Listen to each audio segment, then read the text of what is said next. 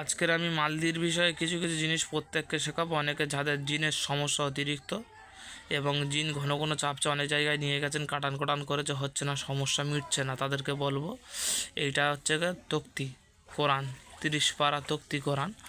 এইটা যদি প্রকৃত যদি কোনো রুগীর যদি গায়ে বাঁধায়, তার গায়ে যুগ যুগ ধরে কোনো জিনের সমস্যার হবে না। এইটা হলো 3 ধাতের মালদি।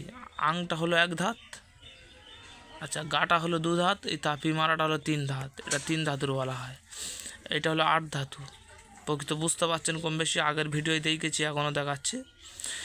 অন্তত ম্যাক্সিমাম মাদুলি কী কাজ করবে তাবিজে আমি জানি না, কিন্তু এর এই যে ধাত, এই ধাতুগুলো হচ্ছে কি অরিজিনালি প্রচুর প্রচুর কাজ করে থাকে, এবং বশীকরণের দিক থেকে হোক, জিনের দিক থেকে হোক, মানে এইসব তাবিজের ভিতর লোড করা হয় জিনের তাবিজ বা বশীকরণ ইত্যাদি।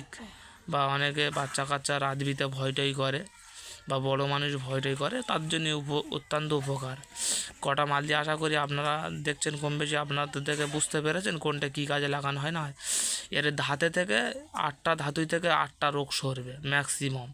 তাবিজ যদি ভেতরে থেকে কেটে যায় এবং এর এই ধাতুই থেকে তোমার আটকে রাখবে, কোনো সমস্যা হবে না, কোনো বিপদের সম্মুখীন পড়বে না। আই ইনকাম বরকতের যেখানে এই তাবিজ পরে যেখানে যাবে, আমি কথা দিচ্ছি সেই কাজ আপনি জয়লাভ করে ফিরবেন, এটা গ্যারান্টি। তা প্রত্যেককে বলবো, যাদের যাদের ভিডিও ভালো লাগবে একটাও লাইক সাবস্ক্রাইব করবে, প্রত্যেককে বলা রইল।